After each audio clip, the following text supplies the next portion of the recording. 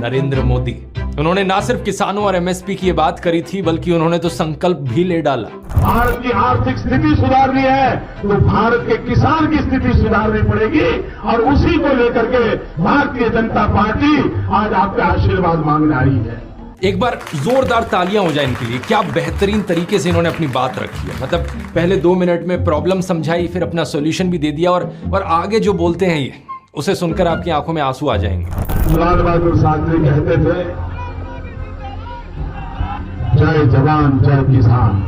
इन्होंने कहा, युद्ध के मैदान में जितने जवान मरे हैं उससे ज्यादा मेरे किसानों ने आत्महत्या की है, बेमौत मरना पड़ा है। और इसलिए मेरे भाइयों और बहनों, अगर भारत का जीवन बदलना है तो भारत के गांव का जीवन बदलना होगा। भारत का जीवन बदलना है तो भारत के गांव का जीवन बदलना पड़ेगा। सच बताऊं दोस्तों, मेरे लिए ज्यादा कुछ बोलने को बचा ही नहीं है। इतने बढ़िया तरीके से नरेंद्र मोदी ने अपनी बात रखी है। लेकिन इस वीडियो के बाद क्या हुआ? जनता ने अपना आशीर्वाद तो दे दिया।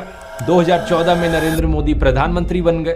2 साल बाद उन्होंने एक और बहुत बड़ा वादा किया कि 2022 में जब भारत अपना 75th इंडिपेंडेंस डे मनाएगा, तब किसानों की इनकम डबल हो जाएगी।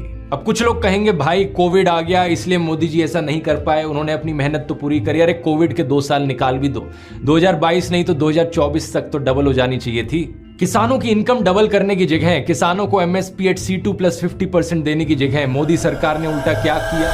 3 काले कानून पास किए वित्त में। लेकिन दूसरी दिक्कत ये थी कि ये बिल्स एक्चुअली में कॉर्पोरेट्स को कितना फेवर कर रहे थे किसानों के ऊपर। ऐसा नहीं है कि उन कानूनों के आने से पहले किसान कॉर्पोरेट्स के साथ कॉन्ट्रैक्ट फार्मिंग नहीं कर सकते थे, ऑब्वियसली कर सकते थे। लेकिन उन 3 फार्म लॉज में जो लिखा था वो बेसिकली ऐसा कहने जैसा था कॉर्पोरेट्स को कि कहीं से कुछ खरीदो, कहीं बेचो, अपनी मंडी लगाओ, मजे ही मजे। सरकारी मंडी पर टैक्स होगा लेकिन प्राइवेट मंडी से टैक्स हटाओ। जिसे हम काला बाजारी कहते रहे, उस तरीके की होर्डिंग करो, आर्टिफिशियल प्राइस राइज करवाओ, मजे ही मजे।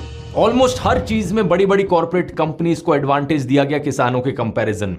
पिछले साल अगस्त में एक रिपोर्ट पब्लिश करी गई रिपोर्टर्स कलेक्टिव में, जिसमें कुछ बड़ी इंटरेस्टिंग चीजें पता चली इन फार्म लॉस के बारे में। पता चला कि शरद मराठे नाम के एक आदमी ने नीति आयोग के उस वक्त के वाइस चेयरमैन राजीव कुमार को एक चिट्ठी लिखी थी। ये दोनों पहले से ही एक दूसरे को जानते थे। इस चिट्ठी में लिखा गया था कि कैसे इंडिया में market driven agriculture business model लाने की जरूरत है। 16 अक्टूबर 2017 के निकाले गए नीति आयोग के इस ऑफिस मेमोरेंडम को देखिए। इसमें उसी शरद मराठे के कॉन्सेप्ट नोट की बात करी गई है। इसमें सजेस्ट किया गया कि नीति आयोग इसको लेकर एक टास्क फोर्स बिठाए, और गेस व्हाट, एक टास्क फोर्स बिठाई गई। कौन था उस टास्क फोर्स पर? शरद मराठे खुद। इसके अलावा बड़ी बड़ी कॉर्पोरेशंस जैसे कि Adani group, Patanjali, big basket, Mahindra group, ITC। लेकिन कोई भी फार्मर इस टास्क